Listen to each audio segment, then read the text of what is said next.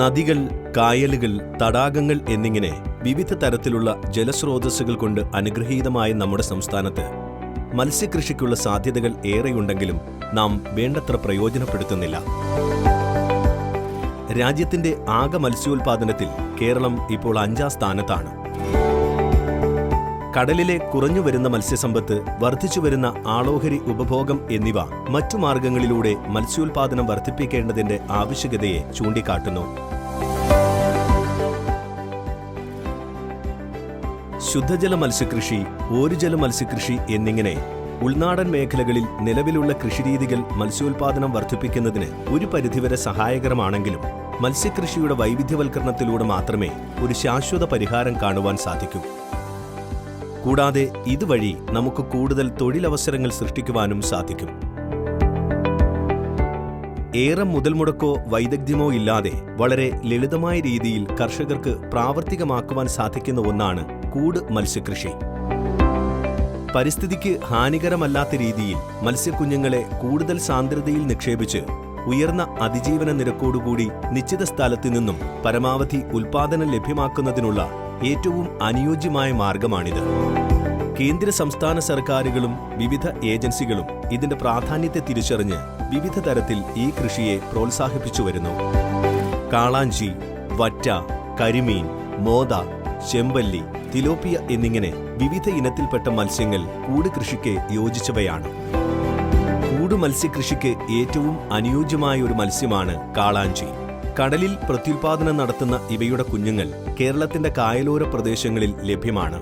ഇങ്ങനെ പ്രകൃതിയിൽ നിന്ന് ലഭിക്കുന്ന മത്സ്യക്കുഞ്ഞുങ്ങളെ മാത്രം ആശ്രയിച്ചുകൊണ്ട് കൂട് മത്സ്യകൃഷി വിജയകരമായി നടപ്പിലാക്കാൻ സാധിക്കാത്തതിനാൽ വ്യാവസായിക അടിസ്ഥാനത്തിൽ കൂടുതൽ സ്ഥലങ്ങളിലേക്ക് കൃഷി വ്യാപിപ്പിക്കുന്നതിന് ആവശ്യമായ കുഞ്ഞുങ്ങളെ കൃത്രിമ മാർഗങ്ങളിലൂടെ ഉൽപ്പാദിപ്പിക്കുന്നതിനുള്ള സാങ്കേതികവിദ്യ വികസിപ്പിച്ചെടുത്തിട്ടുണ്ട്. കേന്ദ്ര സമുദ്രോൽപാദന കയറ്റുമതി വികസന അതോറിറ്റിയുടെ തമിഴ്നാട്ടിലുള്ള സിർക്കാളയിലെ രാജീവ് ഗാന്ധി സെന്റർ ഫോർ അക്വാകൾച്ചറിൽ വേണ്ടത്ര മത്സ്യക്കുഞ്ഞുങ്ങളെ കൃത്രിമ മാർഗങ്ങളിലൂടെ കർഷകർക്ക് വിതരണം ചെയ്തു വരുന്നുണ്ട്. ത്വരിത വളർച്ച, ജലത്തിന്റെ ഭൗതിക രാസഗുണങ്ങളുടെ ഏറ്റക്കുറച്ചിലുകളെ അതിജീവിക്കുവാനുള്ള കഴിവ്, രോഗപ്രതിരോധ ശക്തി, കമ്പോളത്തിലുള്ള പ്രിയം എന്നീ ഗുണങ്ങൾ ഒരു വളർത്തുമത്സ്യമെന്ന രീതിയിൽ ഏറെ അഭികാമ്യമാണെങ്കിലും സ്വവർഗത്തിൽപ്പെട്ട മത്സ്യങ്ങളെ അടക്കം മറ്റു മത്സ്യങ്ങളെ ഭക്ഷിക്കുന്ന ഇവയുടെ സ്വഭാവം ഉയർന്ന അതിജീവന നിരക്കോടുകൂടി കൃഷി ലാഭകരമാക്കുന്നതിന് ഒരു പ്രധാന തടസ്സമാണ്. വേണ്ടത്ര ഭക്ഷണം കൃത്യസമയത്ത് നൽകിയും യഥാസമയം മത്സ്യങ്ങളെ തരംതിരിച്ച് തുല്യ വലിപ്പമുള്ളവയെ ഒരേ കൂടുകളിൽ നിക്ഷേപിച്ചും ഈ പോരായ്മ പരിഹരിക്കുവാൻ സാധിക്കും.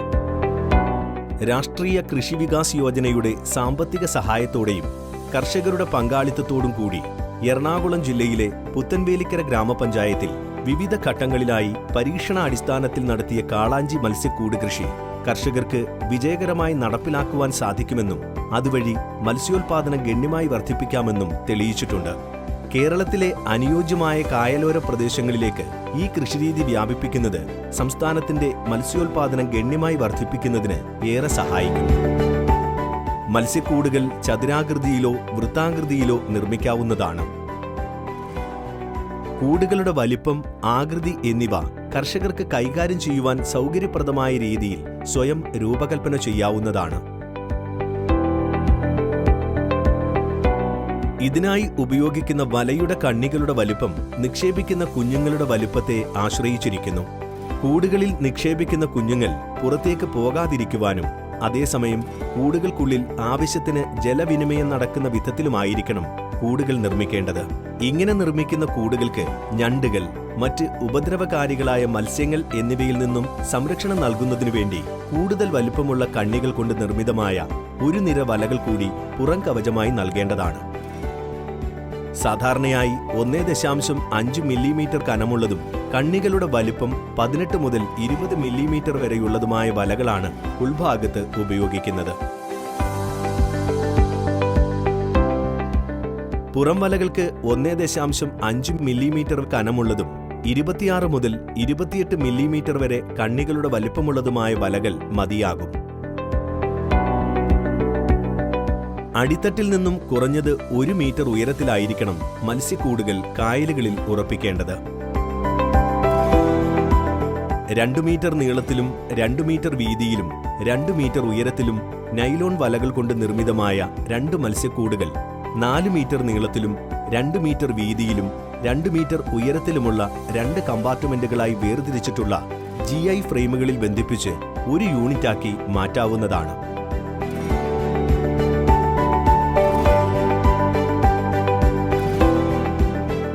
ഇവ ജലോപരിതലത്തിൽ പൊന്തിക്കിടക്കുന്നതിനു വേണ്ടി HDPE ബാരലുകൾ 4 GI ഫ്രെയിമുകളുടെ മുകളിൽ ഉറപ്പിക്കണം. കായലിൽ സ്ഥാപിക്കുന്ന കൂടുകൾ വെള്ളത്തിൽ ഉറപ്പിച്ചു നിർത്താനായി തെങ്ങിന്റെയോ മരത്തിന്റെയോ തടികൾ ഉപയോഗിക്കാം.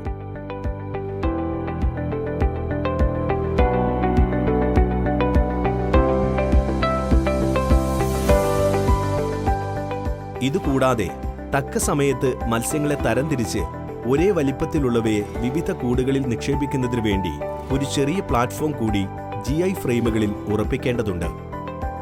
ഇപ്രകാരം നിർമ്മിക്കുന്ന കൂടുകളിൽ 6 സെന്റിമീറ്റർ മുതൽ 7 സെന്റിമീറ്റർ വരെ വലിപ്പമുള്ള കാളാഞ്ചി മത്സ്യക്കുഞ്ഞുങ്ങളെ 1 മീറ്റർ ക്യൂബിന് 50 എണ്ണമെന്ന തോതിൽ നിക്ഷേപിക്കാവുന്നതാണ്. 2 മീറ്റർ നീളത്തിലും 2 മീറ്റർ വീതിയിലും 2 മീറ്റർ ഉയരത്തിലുമുള്ള ഒരു മത്സ്യക്കൂട്ടിൽ ഏകദേശം 400 മത്സ്യക്കുഞ്ഞുങ്ങളെ വരെ നിക്ഷേപിക്കുവാൻ സാധിക്കും. നിക്ഷേപിക്കുന്നതിന് മുന്നോടിയായി വെള്ളത്തിന്റെ ഊഷ്മാവുമായും ഉപ്പിന്റെ അളവുമായും കുഞ്ഞുങ്ങളെ പൊരുത്തപ്പെടുത്തേണ്ടതുണ്ട്. രാവിലെയോ വൈകുന്നേരമോ വെള്ളത്തിന്റെ ഊഷ്മാവ് കുറഞ്ഞിരിക്കുന്ന സമയത്താണ് മത്സ്യക്കുഞ്ഞുങ്ങളെ നിക്ഷേപിക്കേണ്ടത്. ഊഷ്മാവ് ക്രമീകരിക്കാനായി മത്സ്യക്കുഞ്ഞുങ്ങൾ അടങ്ങിയ പോളിത്തീൻ കവറുകൾ വെള്ളത്തിന്റെ ഉപരിതലത്തിൽ 10 മുതൽ 15 മിനിറ്റ് വരെ പൊങ്ങിക്കിടക്കാനായി അനുവദിക്കണം. ഉപ്പിന്റെ അളവ് ക്രമീകരിക്കുന്നതിനായി ജലാശയത്തിലെ വെള്ളം അല്പാൽപമായി പോളിത്തീൻ കവറിലേക്ക് എടുക്കേണ്ടതാണ്. കൃത്യമായ ഇടവേളകളിൽ അല്പസമയം ഈ പ്രവൃത്തി തുടരുക. അതിനുശേഷം മത്സ്യക്കുഞ്ഞുങ്ങളെ പോളിത്തീൻ കവറിൽ നിന്ന് ജലാശയത്തിലേക്ക് നിക്ഷേപിക്കാവുന്നതാണ്. ഇങ്ങനെ ചെയ്യുന്നത് മൂലം വെള്ളത്തിന്റെ ഗുണനിലവാരത്തിൽ പെട്ടെന്നുണ്ടാകുന്ന വ്യതിയാനം മൂലം മത്സ്യക്കുഞ്ഞുങ്ങൾ നശിക്കുന്നത് തടയാനാകും. ശൈശവദശയിൽ പരസ്പരം ആക്രമിച്ചു ഭക്ഷിക്കുവാനുള്ള പ്രവണത കൂടുതലായതിനാൽ മറ്റു മത്സ്യങ്ങളുടെ കൂടുകൃഷിയെ അപേക്ഷിച്ച് കാളാഞ്ചി കൂടുകൃഷിക്ക് ഏറെ ശ്രദ്ധയും പരിപാലനവും ആവശ്യമാണ്. വ്യത്യസ്ത വലുപ്പമുള്ള കുഞ്ഞുങ്ങളെ ഒരേ കൂട്ടിൽ നിക്ഷേപിക്കുന്നത് കഴിയുന്നതും ഒഴിവാക്കേണ്ടതാണ്. ഇപ്രകാരമുള്ള ചെറിയ മത്സ്യക്കുഞ്ഞുങ്ങളെ കൂടുകളിൽ നിക്ഷേപിക്കുകയാണെങ്കിൽ അവയുടെ ഉയർന്ന അതിജീവന നിരക്ക് ഉറപ്പാക്കുന്നതിനു വേണ്ടി ആഴ്ചയിലൊരിക്കലെങ്കിലും തരംതിരിച്ച് വെവ്വേറെ കൂടുകളിൽ നിക്ഷേപിക്കേണ്ടതാണ്. ആദ്യമായി കൃഷിയിൽ ഏർപ്പെടുന്ന കർഷകർ തുടക്കത്തിൽ കുറഞ്ഞ എണ്ണം മത്സ്യക്കുഞ്ഞുങ്ങളെ നിക്ഷേപിക്കുന്നതായിരിക്കും നല്ലത്. വേണ്ടത്ര പരിചയസമ്പത്ത് കൈവരിച്ചതിനു ശേഷം മത്സ്യക്കുഞ്ഞുങ്ങളുടെ സാന്ദ്രത വർദ്ധിപ്പിക്കാവുന്നതാണ്. ഇങ്ങനെ നിക്ഷേപിക്കുന്ന മത്സ്യങ്ങൾക്ക് ആദ്യത്തെ 1.5 മാസം പ്രോട്ടീൻ അടങ്ങിയ കൃത്രിമ ആഹാരം നിക്ഷേപിച്ചിരിക്കുന്ന മത്സ്യക്കുഞ്ഞുങ്ങളുടെ ആകെയുള്ള ശരീരഭാരത്തിന്റെ 3 മുതൽ 5% വരെ ദിവസവും തീറ്റയായി നൽകണം. അതിനുശേഷം ഇവയെ തരംതിരിച്ച് 2 കൂടുകളിലാക്കി പിന്നീടുള്ള 9 മാസ കാലയളവിൽ ചാള, തെള്ളിച്ചെമ്മീൻ, നന്ദൻ മുതലായ മത്സ്യങ്ങൾ ആഹാരമായി നൽകാവുന്നതാണ്. ഇങ്ങനെ വളർത്തുന്ന മത്സ്യങ്ങളെ ശരിയായ രീതിയിൽ തക്ക സമയത്ത് തീറ്റ നൽകിയും കുഞ്ഞുങ്ങളെ യഥാസമയം വേർതിരിച്ചും പരിപാലിക്കുകയാണെങ്കിൽ 9 മാസങ്ങൾക്ക് ശേഷം 80% അതിജീവന നിരക്കോടുകൂടി ഏകദേശം 1.28 കിലോഗ്രാം മുതൽ 1.5 കിലോഗ്രാം വരെ തൂക്കമുള്ള മത്സ്യങ്ങളെ ലഭിക്കും.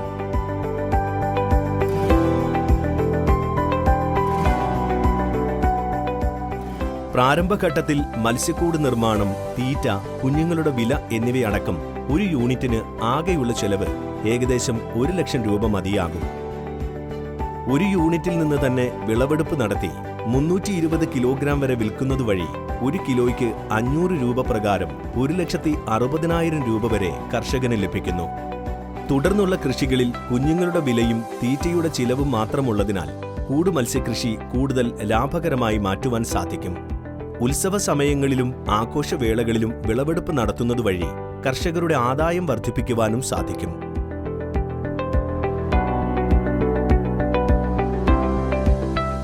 കർഷക സംഘങ്ങൾ രൂപീകരിച്ച് വ്യാവസായിക അടിസ്ഥാനത്തിൽ ഒന്നിലേറെ യൂണിറ്റുകൾ ഒരു പ്രദേശത്ത് സ്ഥാപിക്കുന്നതുവഴി കൃഷി കൂടുതൽ ലാഭകരമാക്കി മാറ്റുവാൻ സാധിക്കും. ഇങ്ങനെ ചെയ്യുന്നതിലൂടെ കൃഷിക്കാവശ്യമായ മത്സ്യക്കുഞ്ഞുങ്ങൾ, മത്സ്യത്തീറ്റ, യാത്രാ ചെലവുകളും മറ്റ് സാമഗ്രികളും അടക്കം വേണ്ടിവരുന്ന ചെലവുകൾ കർഷകർക്ക് ഗണ്യമായി കുറയ്ക്കുവാൻ സാധിക്കും. മത്സ്യമേഖലയിലെ വൈവിധ്യവൽക്കരണം വഴി ഉൽപാദനം വർദ്ധിപ്പിക്കുന്നതിനുള്ള ഏറ്റവും ഉത്തമമായ മാർഗമാണ് കൂട് മത്സ്യകൃഷി.